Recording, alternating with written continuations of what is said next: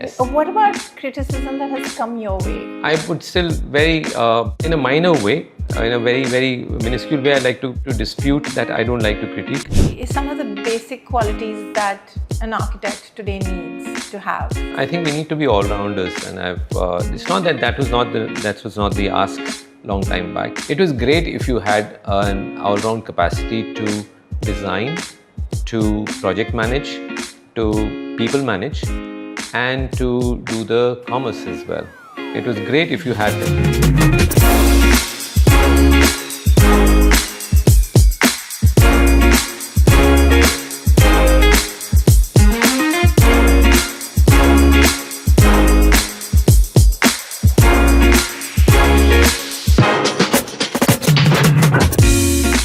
Hi, you guys. I'm supremely excited for the conversation we're going to have today because I'm here with Puran. This is Puran Kumar. Known as PK. Yes, known as PK. I mean, known commonly as PK, but yeah. Puran for me. Okay, great, of course. So I've got Puran here with me. He's, I know he dislikes the word, but he is one of the stalwarts in the Indian architecture and design industry today, and you cannot dispute that fact. It is a fact. And so I'm here to pick his brains because I don't just want to know about a practice that has been around for over 30 years. I also want to know so much more about the Indian design industry, and that's what's going to make the conversation today special. So thank you for making the time. Thank you, Ronita. It is great to finally have you guys here. It's lovely to have you and your team doing this with us. Thank you for the time. My pleasure. I'm going to stick to the formalities and start with the expected question. You've started practicing when times were completely different. Right? It was the ball game was different. I mean, what's it been like? So in the early 90s, India opened up. India opened up to the world. We had not had that kind of time in India where we were talking to the world and we were seeing things that were happening in the world within our country. So before that, it was very different. It was a closed economy, a closed world. But with early 90s, it was just the right time for a lot of people, a lot of players in the world, a lot of clients in the world to come in and set up shop here, set up businesses here. So I would not deny if I said that we were the right people at the right time, at the right place, it will not be out of context. Lucky you. So yes, so that early 90s, 92, 93 is when one was thinking of setting up a design practice. It just worked very well that everyone who was looking towards India for business were out there. So would you believe that for the first 10 years, and I'm not exaggerating this, for the first 10 years, I did not have an Indian client that I was working for. I was only working for multinationals. Wow. There were banks, there were the financial institutions, there were shipping companies, there were law firms. So there were only multinationals and international clients that we were working with for the first 10 years. And the whole mindset was so international. The whole approach was so different from what it is today. So when you say we, you mean as a professional, as an architect yourself, or as a practice? So as a practice. So I had worked as an associate for a few years before that, but when I began our own firm, it normally begins with yourself, and then people come and get attached to you. It's yourself. You are the one who become a practice to begin with, and then it grows over a period of time. So at that point, when I'm saying we began the firm, we were already in touch with some of the multinational banks and other businesses, and very naturally, in a very organic format, that became the practice. People started associating. We were not Studio PKA, then we were PKA, Puran Kumar Architects. And at that time, people were looking at us to give solutions for corporate offices, for multinationals, banks, securities companies. There were a lot of equity business happening in the 90s because the stock market opened up. Remember, the Indian economy was booming. It was bursting at the seams. And we were found in that storm, absolutely in the thick of that storm. But that's what they say now about being born in storms and how it toughens you up. Exactly. So I have to say that a lot of contemporaries that I would have who've begun, and you know some of them, who've begun in the mid 90s or early 90s, happen to have a similar set of parameters. They had so much coming their way, and we all thrived on it. We survived despite the whole lot of challenges that it had, and it just toughened us up. Yes. Wow. Okay. So starting then, and then working with corporate houses also, right? Yes. Your MNCs and all of that. How different is it? Of course, I mean, by the nature of the task itself, how different is it dealing with residential design? Very different. Very, very different. I have always maintained that you need a different kind of a temperament to work with individual clients vis-a-vis corporate clients. So either you have the wherewithal to work with both kinds, or then you stick to what's your comfort zone. I do know of a lot of practices, architects who do not touch residential work simply because they don't have the temperament for it. They don't have the temperament for it. They may have the knowledge. As architects, we can design any space. But it's the temperament that makes the difference between one kind of work or the other. A lot of people do not have the temperament to deal with corporates because corporate designing requires a lot of discipline. It needs a lot of organization. It needs time management. It needs accountability of a very different kind. As well. Transparency, of course. It requires a detached kind of emotionalism into the project, which you are at it without really looking left or right, making sure that your delivery becomes the most important thing, that your standards become the most important thing. So corporate culture requires a completely different approach. It's a different animal. When it comes to residences, when it comes to individual clients as what you have on the plate, that's again extremely different and I dare say a difficult proposition, because then you have sensibilities, you have people's preferences, you have people's likes and dislikes and their moods that go into that. So they're very, very different areas of architecture. I can't say which is more interesting than the other, but yeah. No, forget the interest. We don't want to know about what's more interesting. I want to know what's more challenging in terms of the kind of issues it throws up, and also you're talking temperament, right? Yes. So now give me a personality of an architect who'd work with, who'd be good for corporates. So to work with corporates, first of all, you need to have your mind sorted. You need to be a very sorted person. I'm not saying it's nothing to do with design. Of course, it's got to do with design. But along with design, it's delivery at many levels. It's delivery in terms of the given time, because you cannot overshoot schedules. Delivery in terms of the budgets that you are given. There are no elastic budgets when it comes to corporates, largely. No, not the budgets that you can manipulate or you can go with the flow with.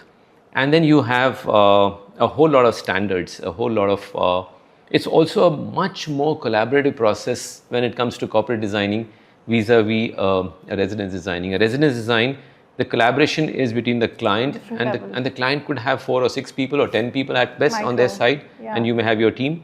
And then the collaboration is then with the brands and with the vendors and the skill people, the crafts people. Whereas all of that is in any case there in corporate projects, but along with that, you have so much of engineering and technology and standards and facility management and the developers. There's just so much more that gets packed into one brand over there, that you must have the resilience to try and get everyone on this. The architect and project manager's jobs to get everybody on the same plate. Okay. On the same page. I want to take you away to this is a very rosy picture, but we've all heard, right? It's not just me. We've all heard of insane kickbacks and that whole system. Have you experienced any of that? So the practice that started, or even before it started. But I think, Ronita, it's about who you are. It's about your grain. It's about what your DNA is. So you decide whether that's what you want to do or you don't associate with that. Now, if I was to tell you that I would have worked for close to 250 corporate projects in the last 30 odd years, or maybe more, without any of these practices, neither about getting the work or about finishing the work. We don't indulge in practices which involve kickbacks or involve any sort of unscrupulous ways to get jobs or to get work. Correct. There's none of that this practice follows. We've never followed that. That's not me, and hence everybody knows that it's an extension. Exactly, yes, the extension of the entire practice is that. So as such, we do not have that as part of our world. But I would not deny that. That's a large part of how corporate structure works. Of course. And jobs are awarded, tenders are awarded, jobs are completed, bills are finalized, whole lot of those things happen, and we do see that. I'll give you an instance. Very early on, when I was just beginning, just become an architect, and I was working. This is a few years before we started our own practice. Even to finalize a bill and to get the measurements corrected and checked, verified, you have the onus to do that for a contractor, and they will try and get you on their side, and they will buy you lunches, or they will buy you gifts to do those things, so that you can put your signature on the verified measurement, and hence they can get the money. So as a 22-year-old, I refused those things because I never aligned with that. And these guys some of those people are very, very big names today, and they'll wonder why, what's wrong with this guy? Why is he going against the tide? Everybody does this, and everybody makes money in the process. Everybody becomes big, and that way.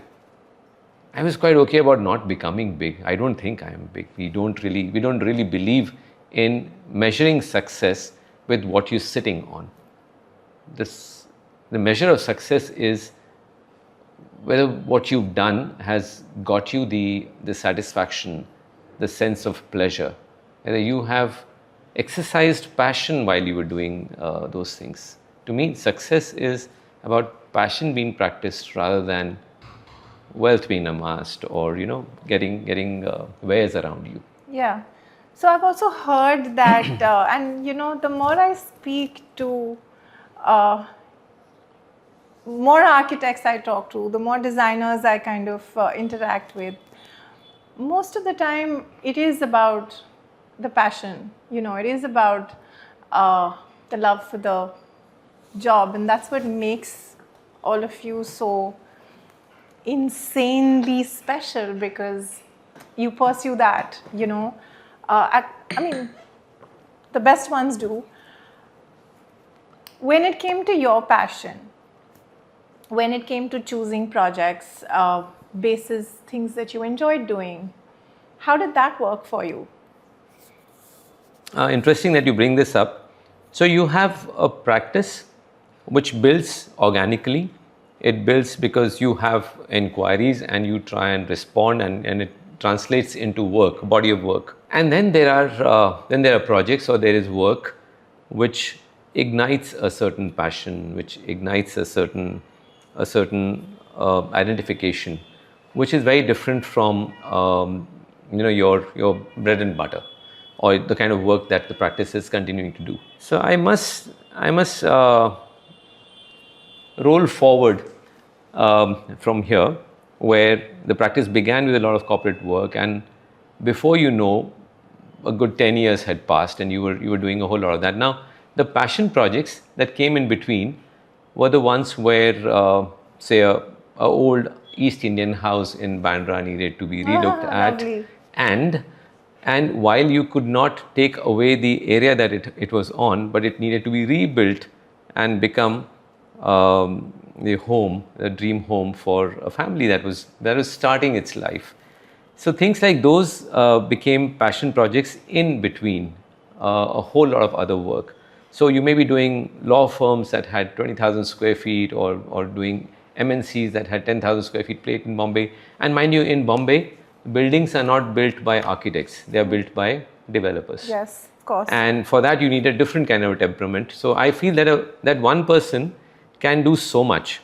So if you are a designer, you're an architect, you're a human being, you are also oriented in order to read people well, then you can possibly work on corporate work, because you can manage people and you can manage people. There are people on both sides of you. But listen, I always thought that doing residences was more about managing people. Coming to that, there is a village out there that you have to manage when you to work on corporate work. It's not very apparent to people. Aren't they because a lot more restrained? The corporate people? Yeah. No, so they are a little more impersonal about it. Correct. That's all. Correct. But the systems kick in, Ronitaa. The systems make it more challenging. When it comes to residences or individual clients, there is a lot of people management, but that people management is a family of clients. Emotional. Yes, but that's a family of clients. And now we're talking quantitatively at the moment.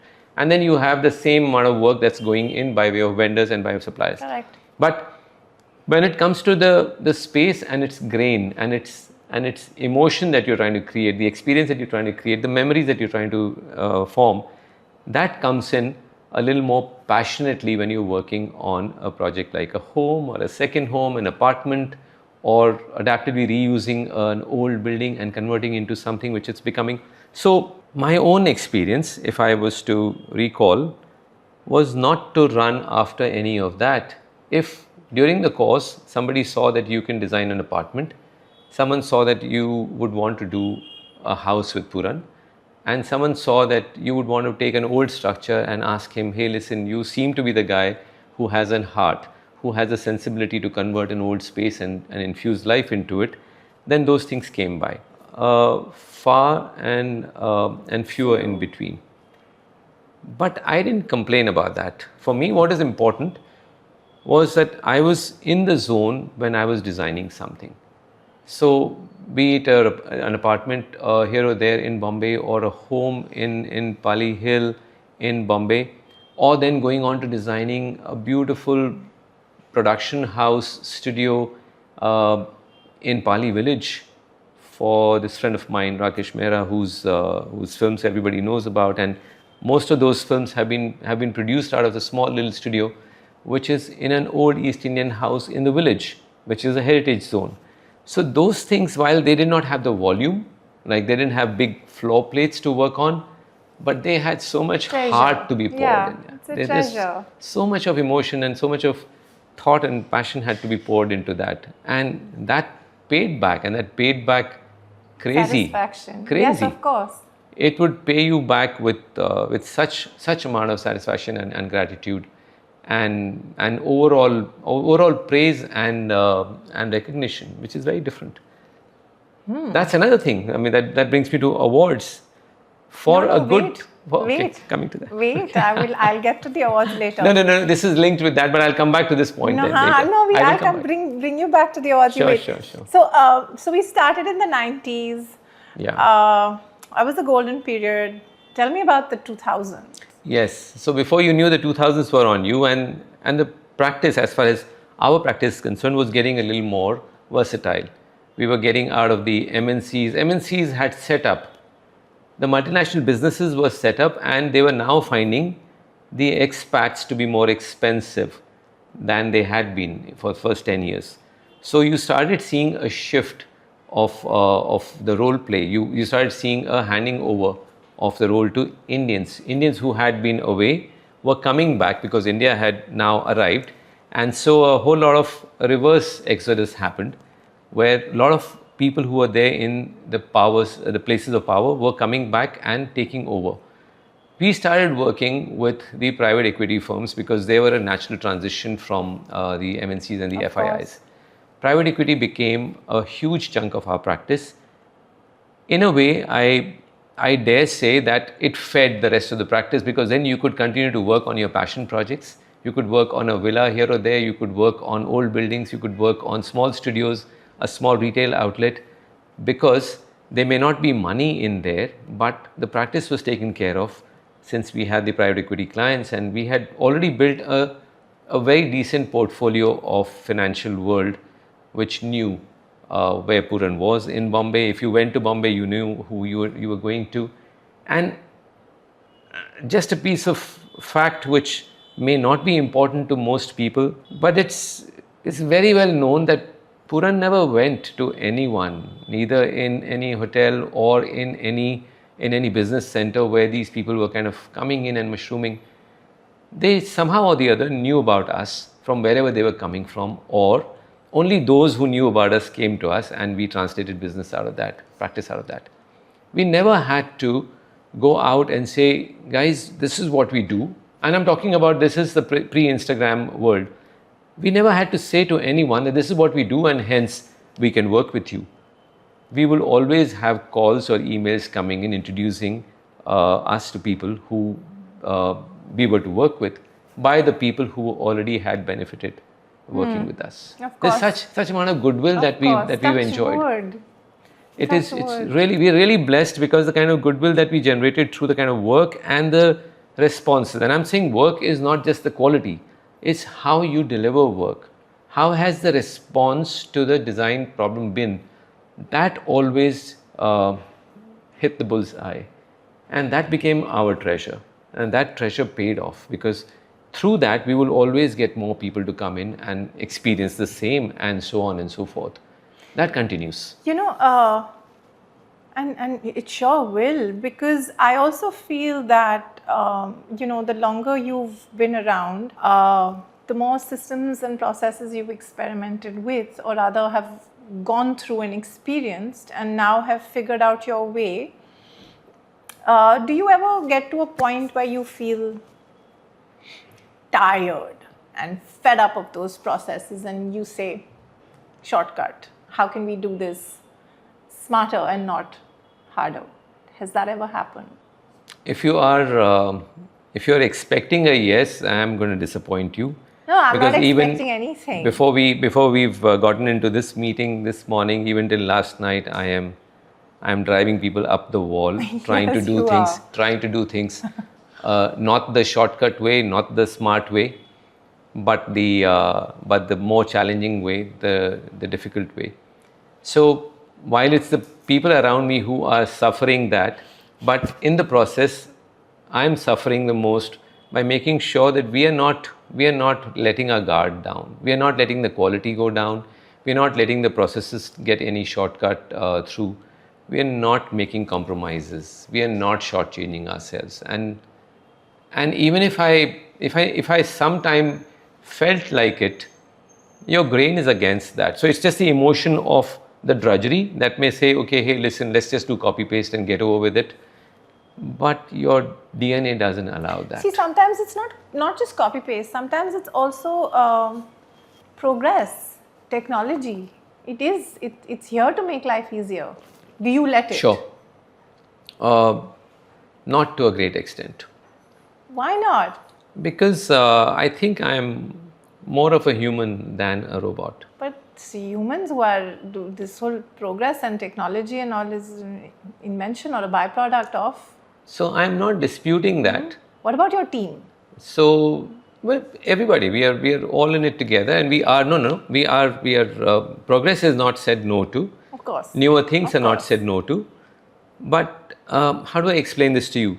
No, okay, let me put it another way. How open to working with AI will you be? Well, open. Of course, open. It needs to find its ground. It needs to find its settled a way of being, and of course we will be open to doing this. We've been open to everything. When the 90s you were experiencing people going offhand and going into AutoCAD, we went into best of that, and pretty early on, because the kind of jobs that we were doing, we would not be able to do floors together without going on AutoCAD. And when it went on to becoming 3D renders and 3D visualization, we are very much with that. Or everything. I mean, in terms of the technological and digital advancement, whatever has been the process in the last 30 years, we've been part of that. Things like conferencing across the world or using softwares to make sure that your renders look good and the clients get what they're looking for. All of that is part of us. I am not taking that away. What I was trying to say earlier is that there's a very sweet window between the usage of technology and not letting the human side go away.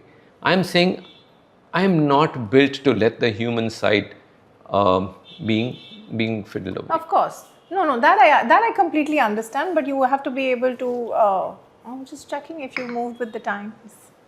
I was just checking. Yeah, very much with the times. It's just that, let me look at the girls and and see the expression. Of course. Has he moved with the times? Okay. Charuta? Yes. She's going to say no. Why not? She's the first one who resists and says, okay, all right, I don't think we're talking enough. Okay, good. No, that's a good thing. I like that. Okay, so when it comes to... Charuta, you give that kind of impression that you are one of those bhigi billis. You're not, right? Not bhigi billi, but I mean, I see the respect. She'll keep quiet. No. Gosh, no. That smile says enough. I've got my answer. Okay. So we've talked about literally, I mean, technically, when you think about it, you've got the 90s, you've got the 2000s, then the 2010s, and then the 2020s. So, I mean, in my head, I'm thinking 4 decades. Now I want to know about the industry, the pond that the frog belongs in. How has that changed? There's just been, especially of late, I see the difference. I see the change coming in and it's sweeping in. It's a wave that's literally taking us all in. What's your reaction to that? What do you think about the new crop of talent coming in? Well, it's amazing. I think the whole industry scene is so dynamic and it's so promising, to say the least. I think design per se in India is at a stage where it's going to just exponentially burst into something else, which is how we are placed at the moment. There are designers who are there as a beginning in their 20s and they're waiting to take the world over. Even the practices that are, say, about 5 to 10 years old, I think there's tons of work that's already put in and it's out there for all of us to see how much promise it holds. Now, give it another 10 years and you can imagine where that kind of maturity or the kind of quality or the refinement of work is going to be. But that's also a reflection, Ronita, of two things. Of the world in general, the way it's placed in terms of design as a field, as an area, and the times that we are living in. So we are no longer in the pre-pandemic times. No. So I think a whole lot that we are seeing is the last 5-6 years of scenario where the entire awareness towards finer things, towards good things, is at a different level. It's flipped. It's a very different education itself. People no longer are into the slog of getting things. It's about how they turn it around and make it look good, make it relatable with people who are consumers on the other side. So I think the design scenario itself is very different from what it was 10 years back. And hence, when you say the crop or the people who are in the middle of that, of designing, and you see them around, they are actually a product of the demand or the sensibilities that have grown. For sure. So I think there's something like this said for films as well, that you get the kind of films that the society deserves because it's responding to the society. The craft is responding to the society. I think the design's pretty much the same. It has to be. The design of our homes or the workspaces or in general the products and everything is about what people want today and how they want to use things today, their spaces and their products and their furniture. So everything is responsive of what the scenario is or the demand is. So I don't see any reason why this is not going to continue for a long, long time to come in India, because uh, that's where we are headed. The whole world is headed towards that, where there is appreciation for fine things, for good things. Aesthetics is going to become the mantra in everybody's life. Common, very, very, very common example. You did not have people who had 2-bedroom apartments or 3-bedroom apartments anywhere in the cities hiring consultants, designers to come in and do their houses. You put your furniture together, you painted the walls, and you started living. Put the light fittings and fans, put something as art on the wall. Now, you have consulting at every level, dare I say, every level that's happening. True. And everybody believes that they deserve good advice, good design, good aesthetic, and hence good professionals will come in. There we are. To live well. I agree with you completely on that one. Is there anything that you're worried about? Any red flags that you feel like, my God, this is something we need to be careful of?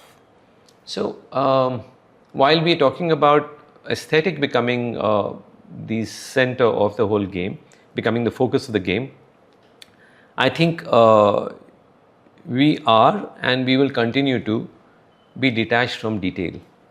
We will be very detached from detail. And that again, my team will say yes to very, very clearly. We don't have people who are into detail anymore. People don't care to see how you can build, you can put things together, assemble things together. It's more about how it's going to look. So, whole lot of that translation that comes through the social media friendly design is going to take center stage, which means something's got to go, right? Something has to give in. And that's going to be the actual detail. That's going to be the knowledge, which will possibly take the back seat, and the aesthetic and the visual appeal will take the front seat. I'm concerned about that.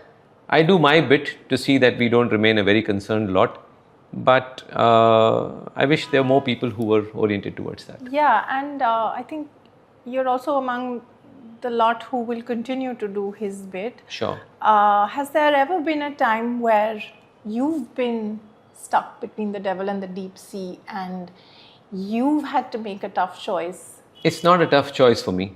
Not about this, about anything else. No. So if you're talking about staying with a certain substance, with a certain detail, with a certain knowledge, vis-a-vis how it looks, and hence it buys you something, I will drop that 10 out of 10 times. I would not What do go you with. go with?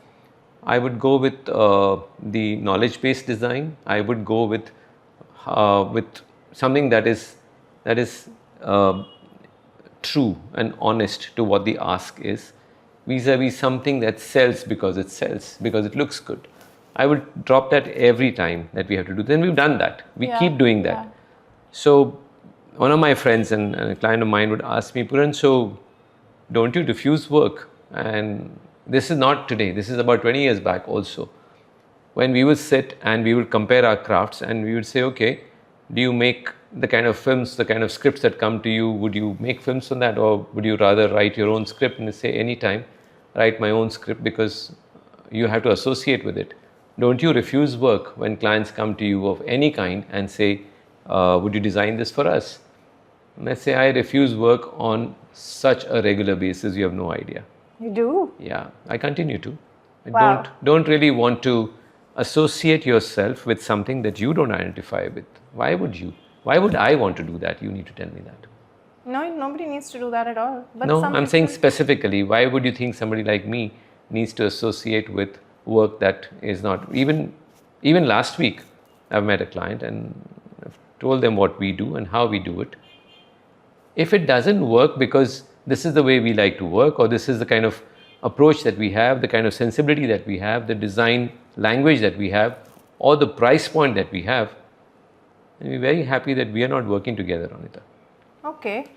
I'm going to just a little more on that. You've always been known to sort of use natural material. go with that. Also, the look is generally extremely earthy.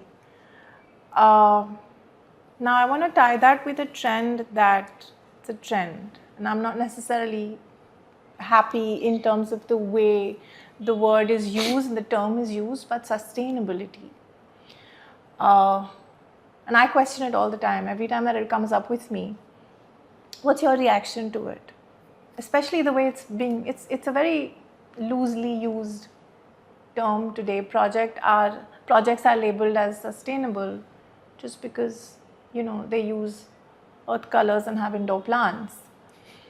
But tell me, what's your take on that? For somebody who works within those parameters. Yeah, somebody who lives it and breathes it. Yes, so yes, it is. You're not wrong. It's not just used. It's the most often abused word. Sustainability, green architecture, green design.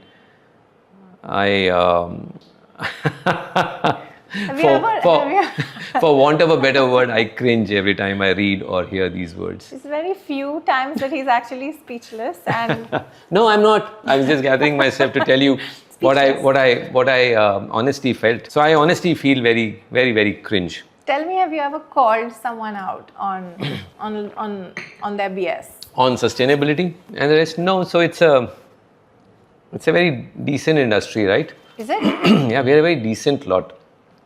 We like to only appreciate what we see. And then you look away? You don't like something? No, so I dip my fingers just enough. I don't indulge too much into consuming as much design as there is around. So I like to do my selective. You've got to have an opinion. Yeah, of course, very much. So give me that opinion. Don't have to have it public. So back to your first question about sustainability. I'm coming to this in a bit. Sustainability and what does that mean, and so natural palette and whole lot of things. So Ronita, I think for anybody who knows our studio, our practice, our design, and me as a person, does know about the amount of integrity that goes with what you do. So the complete alignment, identification, and hence not shamming it is something that we are known for. Correct. Everybody knows you for that. Agree. I have to tell you that you can't build that. No. You can't acquire that. You've got to be that. And if you're not that, then it's going to show as something that you are wearing. Like I'm wearing this jacket just now, it's going to be looking like you're wearing a trend. That's the trend. Hey, listen, you know what? So sustainable is the key word today. You use sustainable in your essay or your write-up. You say sustainable in your lecture. You're sorted. You're bound to get the response that you're looking for. No, so that's a put-on trend. That's the jacket that I wore over this t-shirt. But I think if deep down within you identified with it, if you looked around you and you saw that there are these 115-year-old wooden members that are there ensconced in these walls, which have been left not just in place but also exposed so that they get their share of glory in the architecture that we practice, then you know that there is a certain amount of honesty in there. So you have the columns and the beams that are there holding this building together, but they are not silent, mute features. They are glorious features that are coming out in the work. So for me, being true to where you are, what you're doing is more important than wanting to do that. So that very wannabe, sustainable, friendly culture is something that I very clearly do not align with. I may not be saying much about this, but that's because I want to know why not. Because I like to say, I like to have our work say for what we believe in, than what our words say what we believe in. No, I want to now get into this. You want jhagda. So fine. No, I don't want jhagda. I just genuinely want to understand, because that's something that I kind of question myself. For someone who's been around long enough to have seen trends come and go, and see a lot of people come and go as well, and to see a lot of work also being done. So where do you draw that line, right? Do you say, okay, I feel like I belong here enough to make a comment?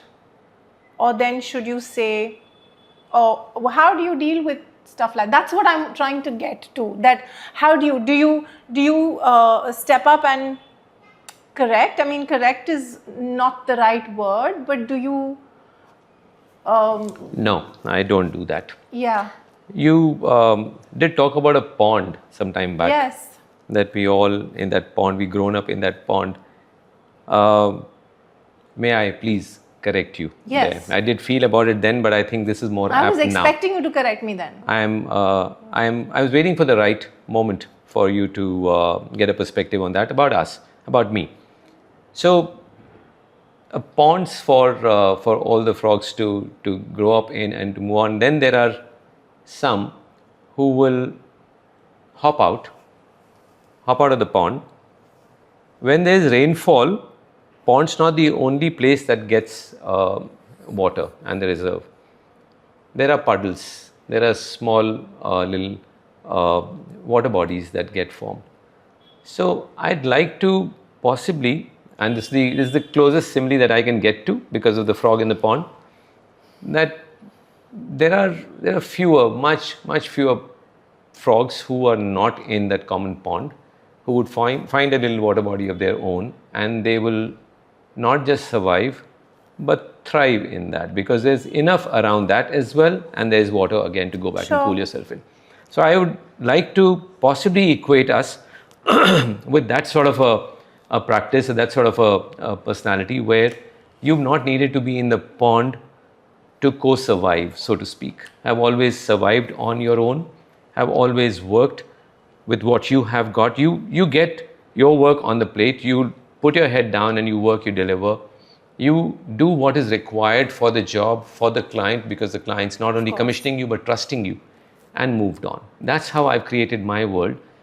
And to a large extent, it continues to be that. It does not thrive because of the community or the industry that we live in. That's one part, because there's a certain sense of brotherhood. There's a certain sense of a community feeling, which is a very new-founded, let's just say the last 5 to 10 years kind of a feeling, which is very precious for all of us. We hold our friends very close to us, very dear to us, and we love that. But when it comes to my job as an architect, my karma is the dharma that drives it.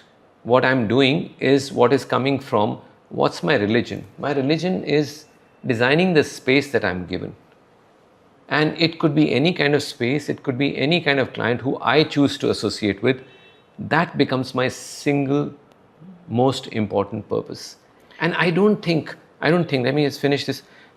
To me, what's more important is doing that right, finishing that right, and giving it more than 100% of myself to that, rather than focusing on what's being done around me. While I learn from what is being done around me, but I am more the kind of guy who is introverted and giving it all to what you're generating from within. Now somebody else is speechless. No, I'm not speechless at all. So now I want to know. Sorry, I didn't mean to. You choose not to critique, or yes. What about criticism that has come your way? Oh yes, of course. How have you dealt with that? So I would still very, in a minor way, in a very, very minuscule way, I would like to dispute that I don't like to critique. I do. When you see me, I stay away from being personal about it. Yeah. And I'll be very honest. Yeah. Because I feel it's more my job to do my job than to see how the other job's done. But when it comes to our lectures or our panels that we curate or the talks that we have, there it will become extremely important for us to question design itself, every aspect of design. Of course. And please go into our YouTube channel, or you see on our various platforms that we have curated these panels and talks, and you will see that everything that is about design and its various aspects is questioned. And I invite people to kind of come together. And that should happen. Absolutely. So for me, that dialogue in the public domain is more significant than me sitting in my corner here and passing judgment criticizing over or passing judgment we're not over even going we down don't that want to do route. that. No, so now tell me about dealing with criticism yourself. And I'm sure there's been. Of course. So well, when you say dealing with criticism, this can have a couple of aspects, whether it makes a difference to me or it doesn't. The only way it makes a difference to me is about making sure that we are learning something from it. How it should not make a difference to us is because it's sensibilities, and hence they are subjective. Correct. You may not relate with the beige sofa you're sitting on because you're the bright color person, and vice versa. One man's floor is another man's. Absolutely. We believe in that, and it's all right to get that subjectivity as part of the criticism because that's nice. But if you learn something from it, because there's a certain general aspect that you should learn and you should incorporate or inculcate in your practice, we are very, very open about that. We're extremely open about that. And I have to say there are friends, there are people who know about design, our clients, who will give us a critique and we will take that healthily forward. Yeah. When it comes to your team. Yes. Tell me about the relationship that you encourage with them in terms of not just the give and take of ideas, because that's required, right? I mean, that's teamwork. Of course. But also in terms of criticism, are they allowed to? Is there that? Of course, although that's not a question for me, but it's a very cohesive kind of a system, a collaborative system. Also, the right people are not here. Asta is feeling very down. She's just come back from Dubai. But yeah, so Asta, you want to talk about this, or am I? No. But how? Just tell me in like a word, in a line. Actually, call Kavya. Charuta, you again not the right person. Since we are getting into that section, call Kavya. Hurry up. No, in just in terms of being Kavya, able to. question from Ronita, quickly. Hi. So just working with him. I mean, how? Don't look at him. Look at me, okay? Everybody's been given very tough time last night, so they're all coming from that. But yeah, give a general question. Good, right? So okay, so we just start from there, as a starting point. I'm sure he gives you all a tough time. I'm sure. That too, we're not even asking you. But in terms of, are you able to give him a tough time back? Yes or no? No. No. So I don't think she's understood the question. Do you? Asta understands the question and she is able to answer that. I mean, I think we're able to give him a tough time because he's all ears and then he wants to kind of hear our point of view, where we come from. That is definitely there. So it's a lot of like cohesive brainstorming and processes. People can kind of bring their own process and come to the table. Is the design process democratic or is it autocratic? First is that. No, autocratic, no, you don't seem like that at all. Is it democratic at all? Is there inclusive process? Are you able to give him as tough a time as he's able to give you? Yeah, I mean, that's all. We have an opinion, we always voice it out and it's always considered, there's always a discussion on it. It's never a situation where you're stuck for whether or not... No, he doesn't seem like that at all. Yeah, I mean, that's what I'm... It's not your test. We're always heard and our ideas are always encouraged and they're always developed on. So there's always space for us bringing what we... Yourselves. Yes. Yeah, but you don't seem autocratic. Difficult, yes? Yeah, difficult for sure. And everybody today will tell you that because they had a tough Monday yesterday. So the question here is whether... where was I? Sorry. Criticism. No. We were talking about how inclusive or how cohesive the whole system of working. I think her ask is it a studio where everybody comes in with their ideas and everybody... Yeah, it's not. Also, just to be able to, for someone who has, and this is also... I was on the fact that it's a small size firm. Yes, it's any given time, you have about anywhere between 12 to 20, 15, 20 people who are there. I am often asked, and I need to tell you folks this, your interns are not here, but we're going to soon have a session together where, people will often give me a few galis and say, okay, why do you invest so much into people? Why do you invest so much into interns and your young architects and designers, and why do we always see you just so engaged and trying to teach or trying to educate?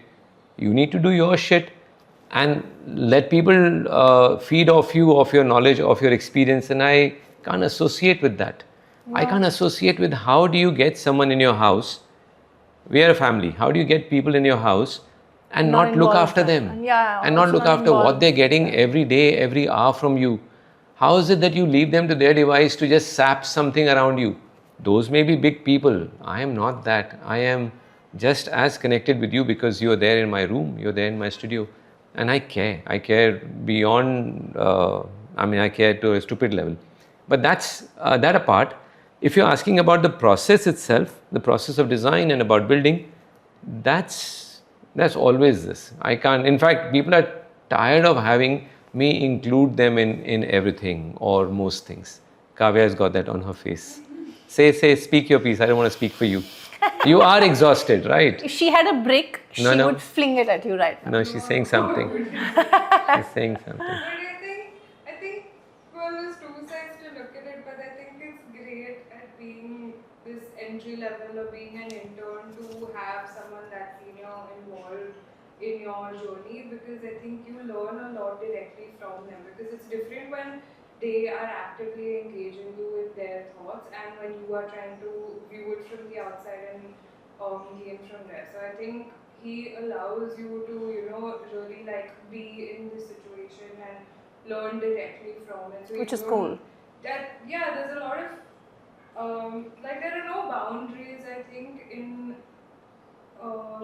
the sense where you don't have to be afraid to ask. Yeah, that's clear. questions That's and pretty things evident. like that. And I think there are very few places where an intern and a principal architect That's can true. directly That's sit true. together Most and people- brainstorm on whatever. Most people They don't know interns' names. Yeah, no, most people don't do interns at all. Also. Like they don't have that system of okay, great, this was great talking to you guys. Thank you. Some of the basic qualities that an architect today needs to have, basic personality traits. I think we need to be all rounders, and it's not that was not the ask long time back. It was great if you had an all round capacity to design, to project manage, to people manage, and to do the commerce as well. It was great if you had them, but it was not a must to have all of those. It was great if you managed to, and so your practice flourished because you knew all of the aspects.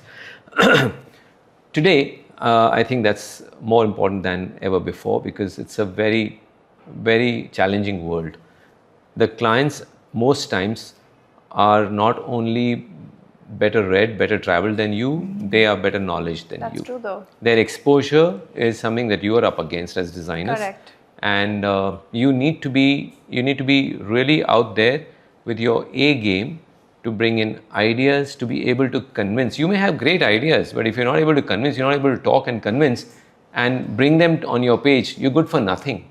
You're good for nothing. Most times I'll have a lot of ideas coming in within the house, but are they selling? They're not true. selling because I agree. they are not being sold. I So to be able to sell is important. To be able to first visualize is important. To be able to sell ideas is important. And then once you have sold the idea, to actually convert it, implement it, and build it is equally important. How do you leave a design on paper if it's not going to get built? And so that implementation needs your project management skills, your people management, your leadership skills. That becomes important. We can't take away the commerce from any exercise. A design is good for nothing if it doesn't have solid commerce following it, if it doesn't have the right costing, if it does not have control on that, and if it does not meet the requirement from a project. Of course. There. I like to, and I'm extremely, extremely particular about this, I like to meet the demands of all of these areas in all of the projects, all the decades Does it happen? of my practice. Yes, largely it does. Okay, Largely interesting. it does. Tell me, if tomorrow you didn't have any restrictions, no clients, no budgets, nothing, no restrictions, no requisites, you were given a plot of land and asked to build something for yourself, what would you build? I'll build the mango house. I did it already 10 years ago. Okay, no budgets, no, that doesn't apply. Budgets, because we are architects and not industrialists.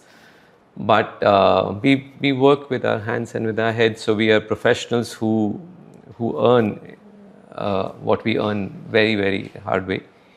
But there you are. I built the mango house. I acquired the plot 12 years ago. I had a dream for all of my life. We had a dream as a family as well that was growing, and we chanced upon something after 8 years, 10 years of looking for a piece of land, and found this land with 12 mango trees in a small, quaint village then, back in Alibag.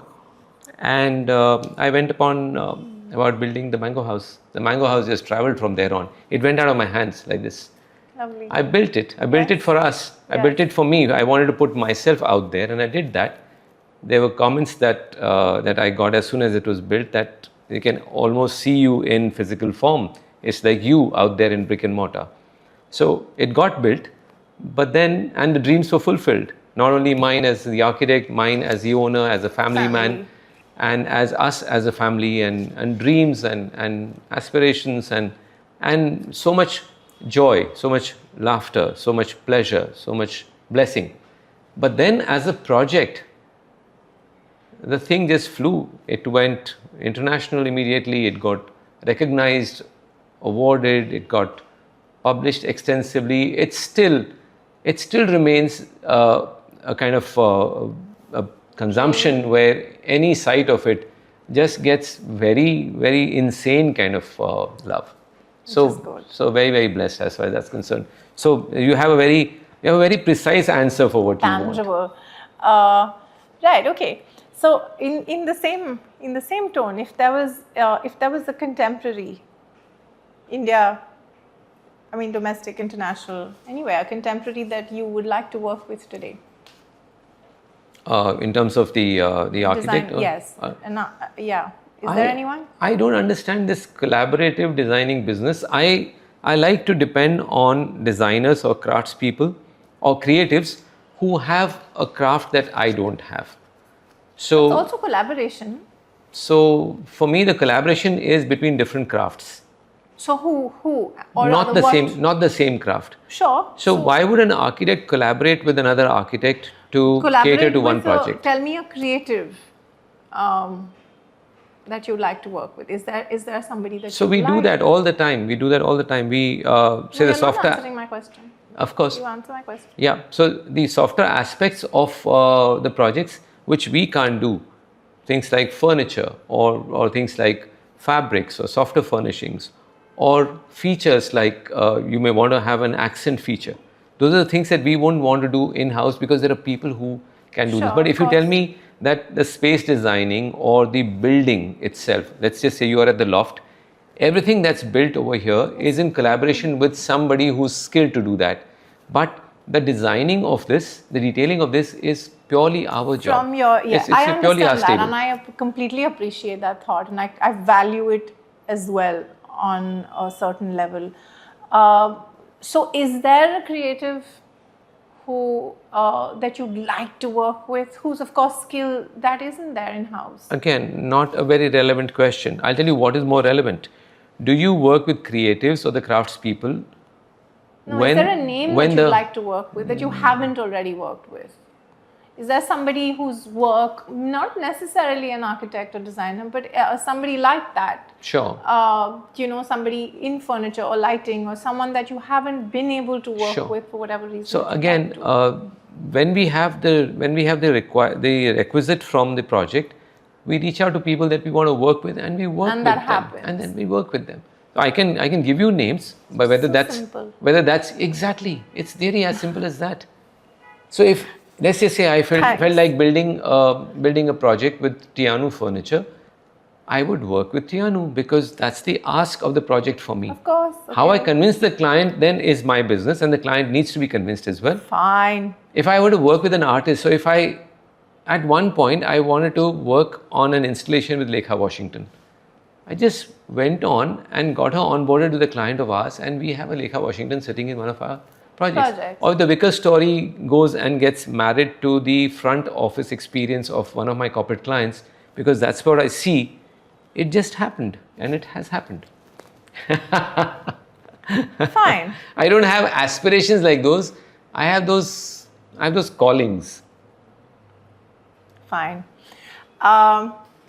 Any structure, essentially, here, internationally, anywhere in the world, any structure that has gotten you irrationally angry?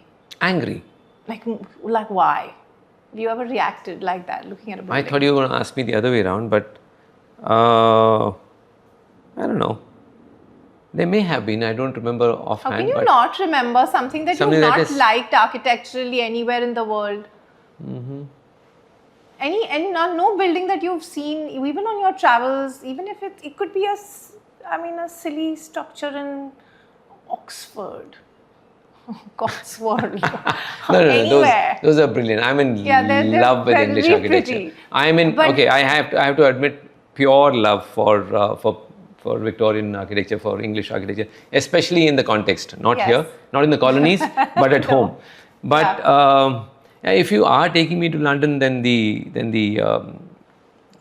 handphone building, the building that burns cars, and those are the things that you ridicule about and you talk about them, because there is a certain social dishonesty about them. But in principle, I think architects just build what comes to them, and it's all right for them to express. Now, for me, something like Guggenheim, that's sitting right there for almost now 80 years or 90 years, it's a beautiful structure, but for a lot of people, it will be unnecessarily spires of things. No, you don't think about other people. You tell me about I'm talking about subjectivity. Your opinion. I'm asking you. Is there of course now. Categories I can talk to you about. Tell me. I am very, very categorically against the insensible glass structures that just come up in cities. Now, it doesn't matter whether it's New York, the new part of England, or the new part of Bombay. My next question it's there. Was going to be that. My next question was going to be anything part of the current architectural landscape that you don't really appreciate. So I'm saying mindless. I don't find everything that's in glass and concrete to be mindless, but I quite abhor the mindlessness about imposing glass structures on you, because most people out in the world do not know how to handle them, what do they cause, and why they must not be there. So I think that's one single aspect of architecture that I can't reason with. I can reason with glass which is used with a lot of thought or with a lot of measures, but not otherwise. Any absolutely whimsical, mad request that you've had on any of your projects that you've sort of, not pulled out your hair for, but gone absolutely crazy over, has there been anything like that? Nothing as crazy as that, but yeah, in one of the projects that we were building at Pavna Lake, it's called 5-Element House for Rakesh Mehra and his family. So he happens to be a swimmer, and while we had a 9-acre plot and we chose this patch of land where we were to have the best of the views, and the context was very, very strong. It was sitting on the lake with a couple of forts in the distance, the dam aligned to the... It's an amazing setting that we got. Not that we didn't have any part to play in that, but in any case, we were blessed to have that sort of a context available. But one of the things that became extremely challenging and very much a tussle was the placement of the pool. So there were bizarre requests about the pool, because one, he's a swimmer, he was a national level swimmer, and for him pool is like the temple. Yeah. So everything is about the pool, and then to get that pool placed in the context where there already is a beautiful water body which you cannot disrespect, and you also had to have the pool as central to the house. there were bizarre requests about putting it in the forest which is there behind, or in very, very tall grass so it's not seen and doesn't disturb the water body, or being on the top of dining, which is on the first floor, so that it does not take away from the context of that the. would be so much. So all of these options, insane options of placing that water body that we were building as a response to the water body that was there in front of us, and it's magnificent, absolutely magnificent.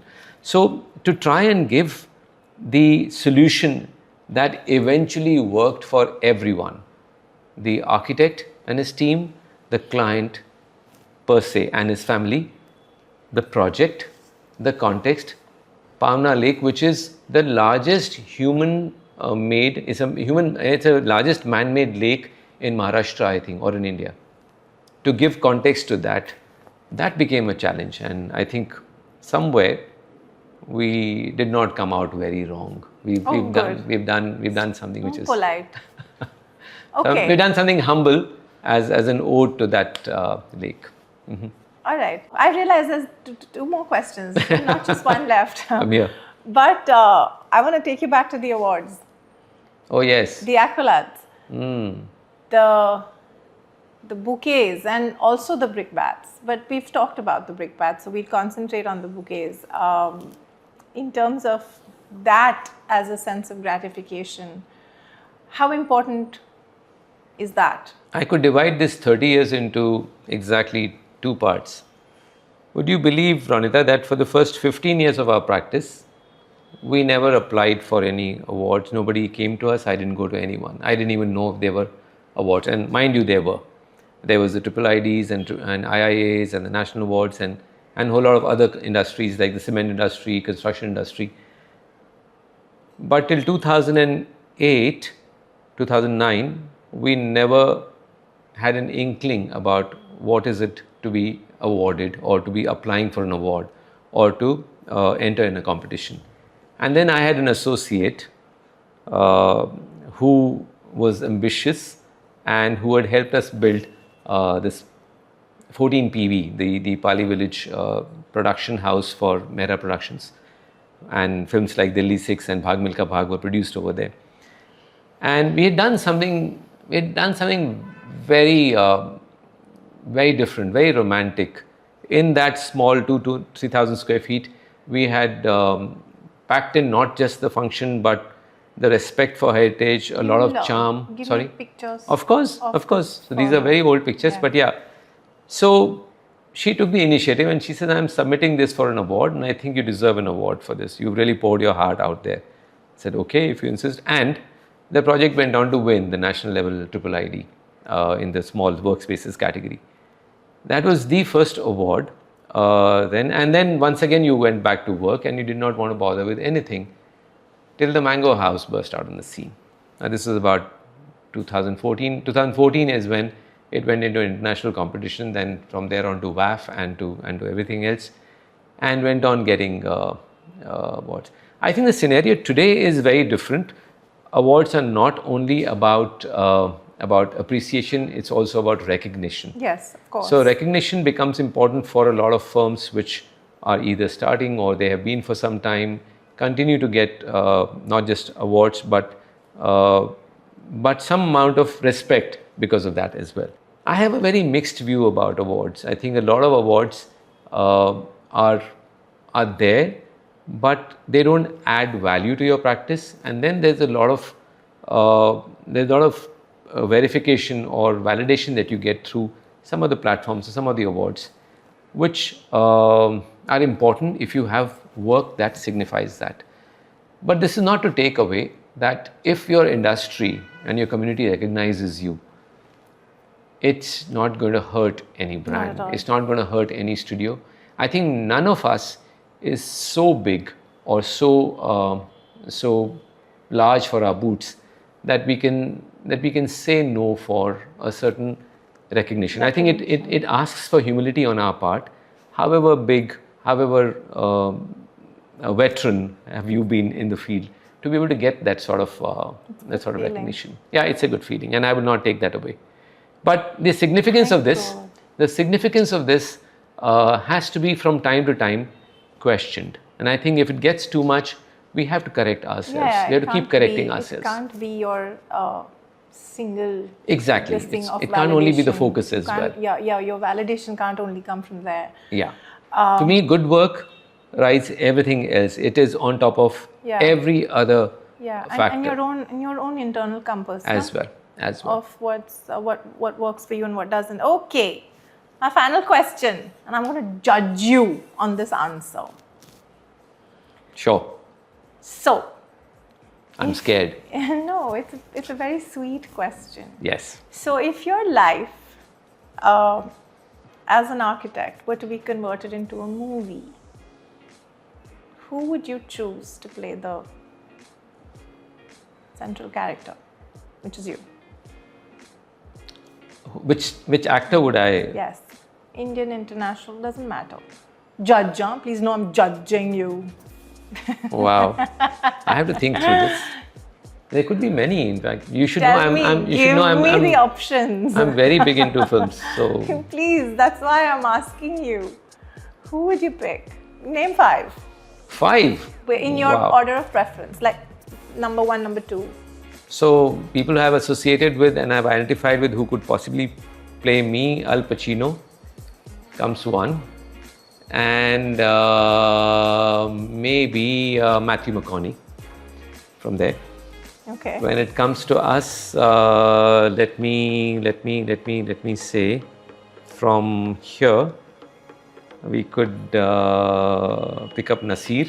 Why did I know that you were going to say that? I'm very predictable, maybe, or just too transparent. This just seemed like a So maybe an instinctive answer. Maybe Nasir and Irfan Khan. And if I was to pick one more, then it will be that actor director from Italy who made waves with Life is Beautiful. He is so lovely. He'll be the 5th one. I'll get you the name for that. It is Noel would know. Life is Beautiful director. But anyway, so yeah, these will be my 5 if you were to pick 5. But you gave me 5. Yes. No, if you gave me 1, it'll be very, very tough for me. You scored well. Thank you. Those are all good choices. Thank you. Okay, I've had a wonderful time. And me too. Thank you. Thank you so very much. My pleasure. Thank you all for joining us. Thank you guys. Thank you very much, Ronita. Okay, we are out of the frame.